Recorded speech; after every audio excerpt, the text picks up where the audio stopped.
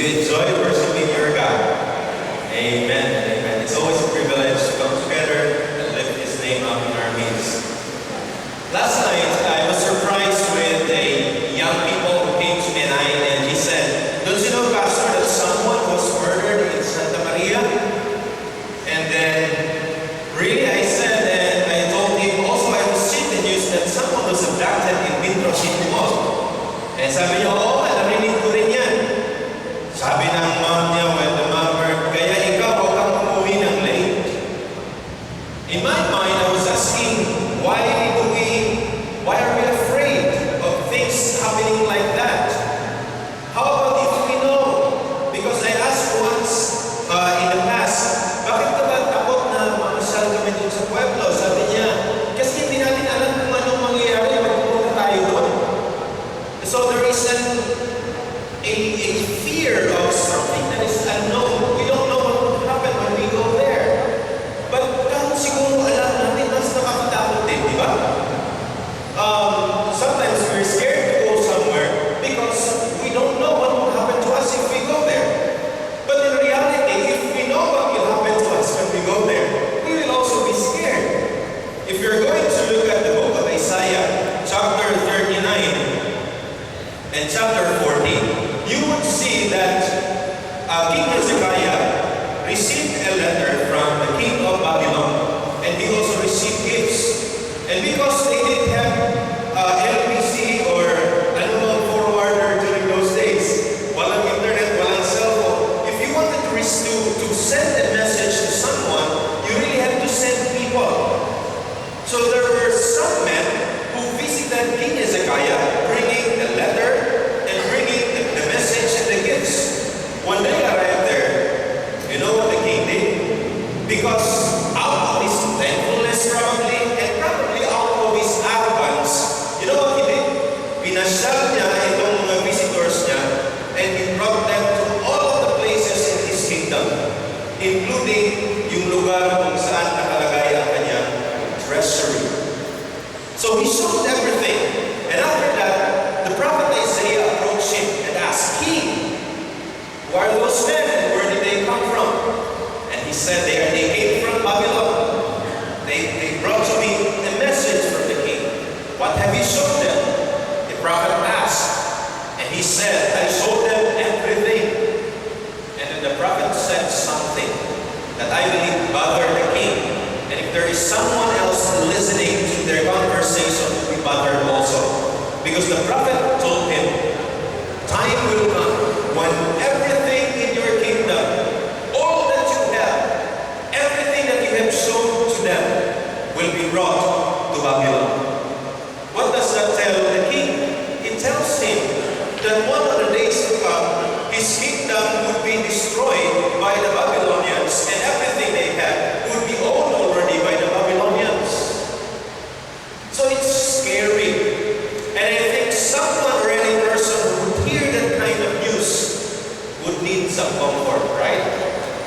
Ikaw ba naman sabihan na you have a beautiful house, you have your car, and then you receive a visitor, you show to him your Mercedes-Benz, it's really very nice, and then you show to him your backyard with a huge swimming pool, and then you show to him your bedroom with nice television and some other gadgets that you want to have. And the prophet will approach you and tell you, next week, everything that you have will be given to him. What will you do? Naturally, you will be scared. You will be afraid. Right? You will be needing comfort.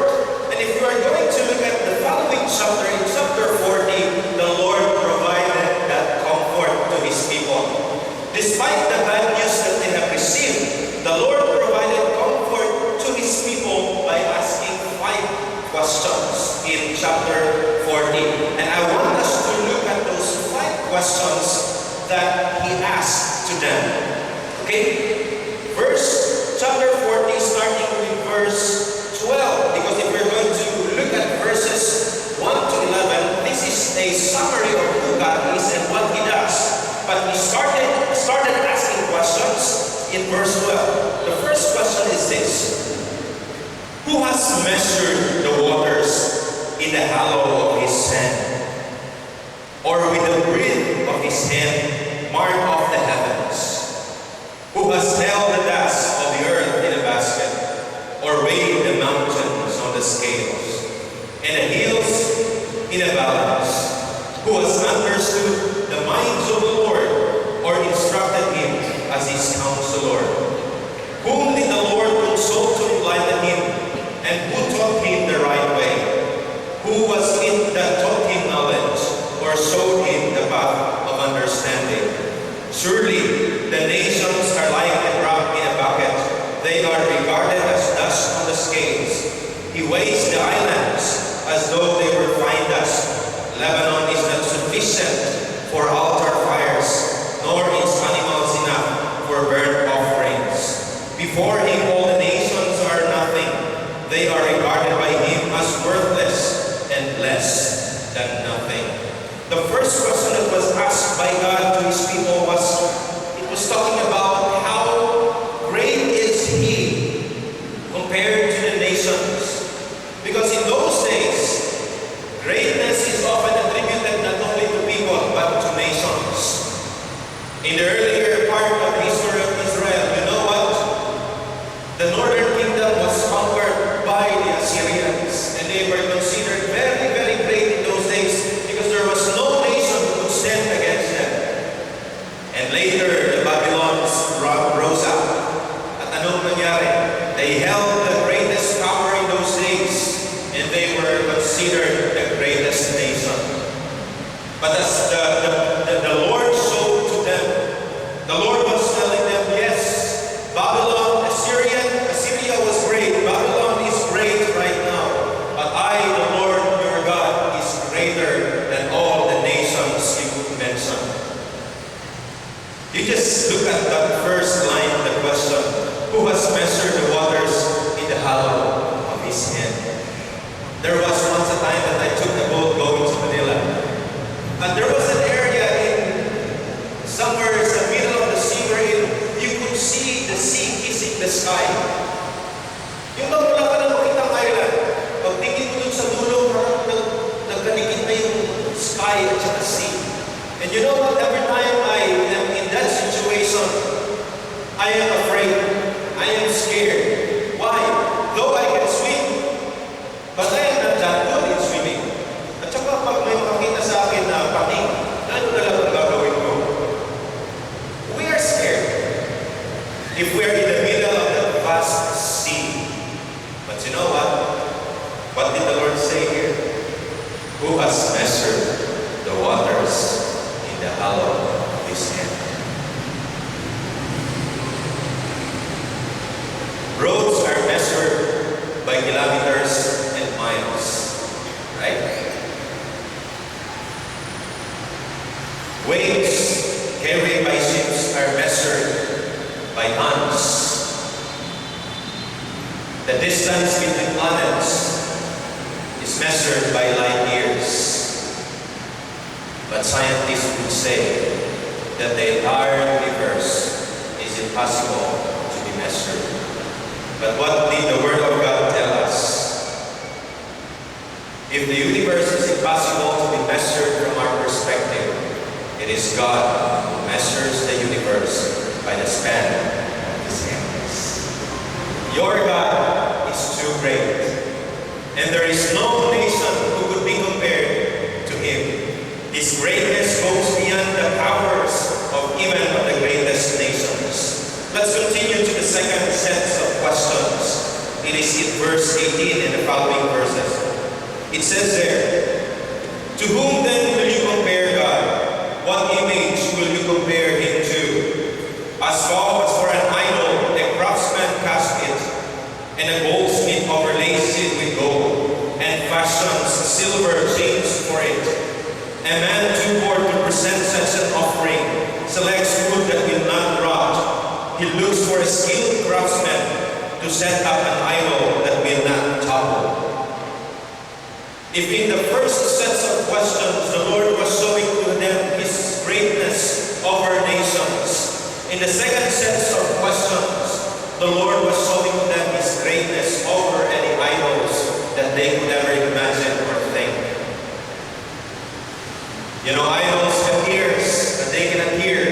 Idols have eyes, but they cannot see. They have the feet, but they cannot run. They have the hands, but they can never help you. This reminds me of a story of a little boy, a 6-year-old boy. He went to a church because he was really desiring to have a bicycle. When he got inside the church, he went straight to the altar where a baby Jesus was lying down, and behind the baby was Mary standing and holding her hands like this. The priest saw the child, and then the child knelt down before the altar and closed his eyes and earnestly prayed. And the priest, as he was looking at the child, he said, "Oh my, I really admire this little boy." And you know what? The boy uttered his prayer, which went like this: "Dear God, dear Mary, I want a bicycle. Please give me my bicycle. Amen."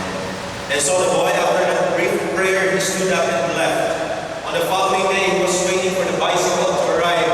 But to his dismay, after that day, after 6 p.m., no bicycle that came to him. On the following day, he went back to the church and went straight to the altar again. And where that baby Jesus was laying down and Mary standing, he knelt down and again uttered the same prayer: "Dear Mary, please give me my bicycle. On Saturday, I will be waiting the whole day for you to deliver it to me." So, dumaan yung Wednesday, Thursday, Friday, Saturday, the boy was very excited. He was waiting for the bicycle to come, but he was discouraged after that because there was no bicycle that arrived to him.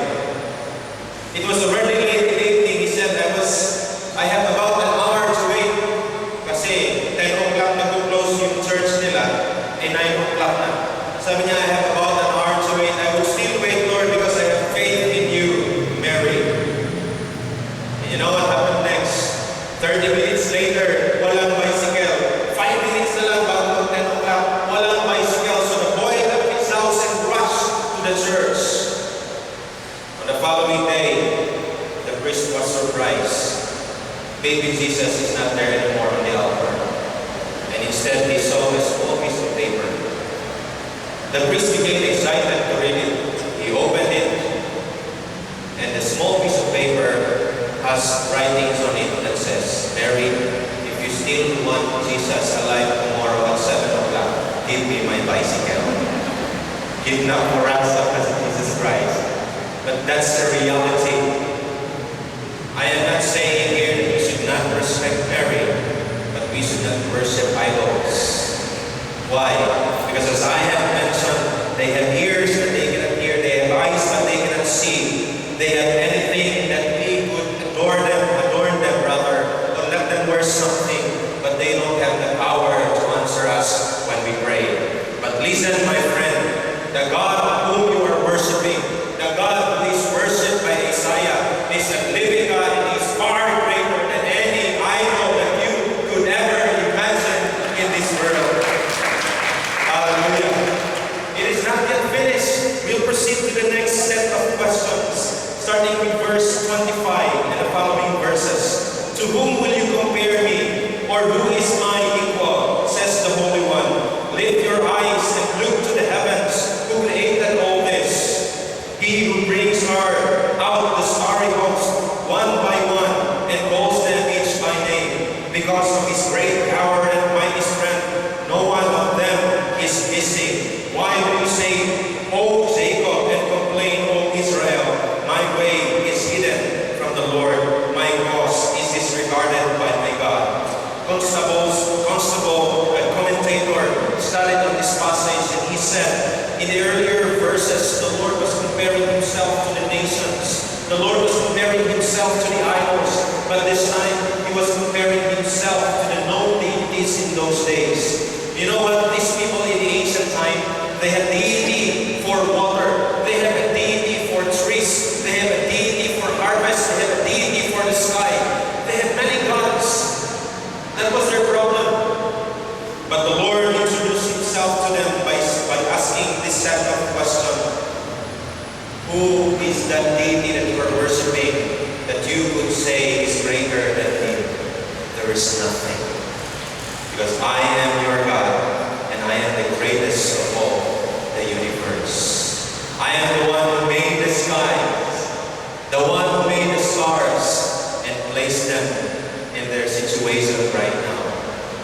am the God who places them there, and I can name them one by one, and nothing is missing.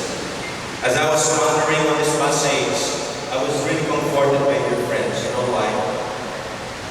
Because I look up to the sky, I see the stars. They are countless. Right? Is there anyone here who can count the stars?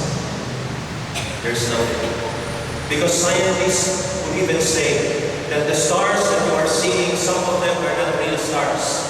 They are simply sparks of the bigger stars. Out there, far beyond your eyes, you see. But this comforts me. Why? Because even if the stars in the entire universe is countless, our God can name them one by one.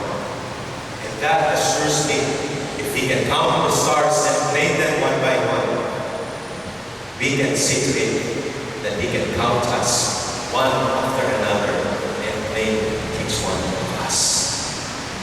This leads us to the next set of questions. This next set of questions is a greater comfort for those who are worried about the future. Because the Lord asked them, "Will you not know? Have you not heard? The Lord is the everlasting God, the creator of the ends of the earth. He will not grow tired or weary, and His understanding no one can fathom. He gives strength to the weary, and increases the power of the weak.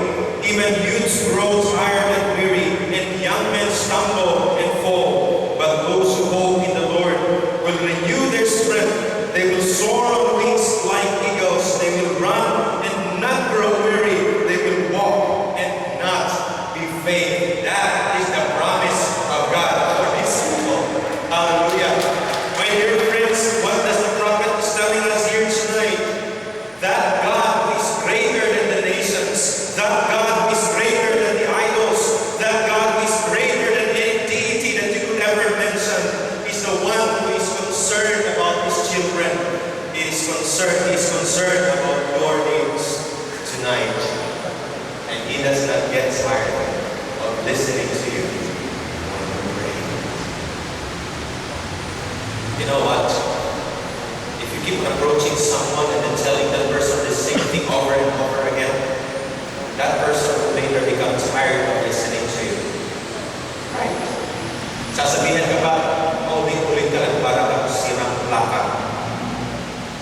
But your God, He does not get tired of listening to you.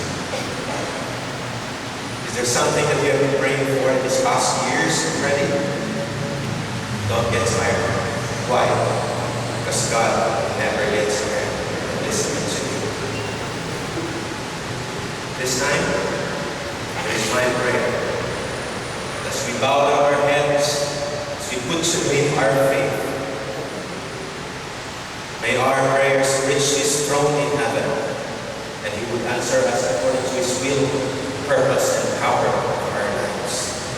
Because He is not only a transcendent God, He is also the immanent God who takes care of His people.